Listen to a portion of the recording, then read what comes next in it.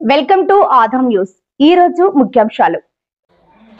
ఎన్టీఆర్ జిల్లా విజయవాడ ఈ నెల 21 నుంచి జూన్ 21 వరకు ఊరువాడ యోగాంధ్ర మాసోత్సవాలు. ఆనందమయ జీవితానికి ప్రతి ఒక్కరూ యోగాకు చేరువ కావాలి.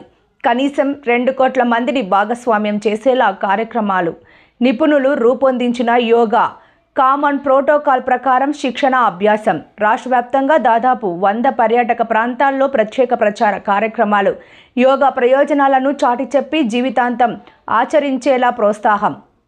రాష్ట్ర ప్రభుత్వ ప్రత్యేక ప్రధాన కార్యదర్శి వైద్య ఆరోగ్యం కుటుంబ సంక్షేమం ఎంటీ కృష్ణబాబు మాసోత్సవాల ప్రారంభ కార్యక్రమంలో పాల్గొన్న collector doctor G Lakshmisha, AYUSH director K Dinesh Kumar, municipal commissioner Dhyanachandra, yoga ఔత్సాహికులు, ప్రజాప్రతినిధులు, అధికారులు. సుసంపన్న ఆరోగ్య ఆనందమయ ఆంధ్రప్రదేశ్ లక్ష్యంగా రాష్ట్ర ప్రభుత్వం ఆవిష్కరించిన స్వర్ణాంధ్ర విజన్ 2047 సాకారం దిశగా ఈ నెల 21 నుంచి జూన్ 21 వరకు యోగాంధ్ర పేరుతో ప్రత్యేక ప్రచార జాగృతి కార్యక్రమాన్ని నిర్వహిస్తున్నట్లు రాష్ట్ర ప్రభుత్వ ప్రత్యేక ప్రధాన కార్యదర్శి ఎంటీ కృష్ణబాబు తెలిపారు.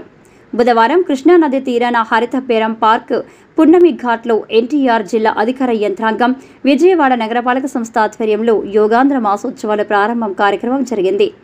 ఇందులో వివిధ శాఖల అధికారులు, యోగా ఔత్సాహికులు, ప్రజాప్రతినిధులతో పాటు ప్రభుత్వ ప్రత్యేక ప్రధాన కార్యదర్శి ఎంటీ కృష్ణబాబు, ఎన్టీఆర్ జిల్లా collector doctor G Lakshmisha, AYUSH director K Dinesh Kumar, Vijayawada municipal commissioner Dhyanachandra పాల్గొనగా యోగా ట్రైనర్ రామాంజనేయులు యోగా ప్రయోజనాలతో పాటు పతాంజలి యోగా సూత్రాలను వివరించి యోగాభ్యాసనాలు చేయించారు.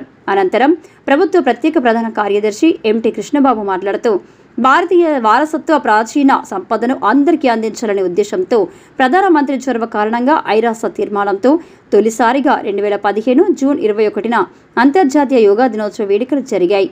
ఈ ఏడాది విశాఖలో జరిగే 11వ అంతర్జాతీయ యోగా దినోత్సవ వేడుకలకు ప్రధాని రానున్నట్లు తెలిపారు. చూస్తూనే ఉండండి ఆధం న్యూస్, నిజాన్ని నిర్భయంగా చూపిస్తుంది.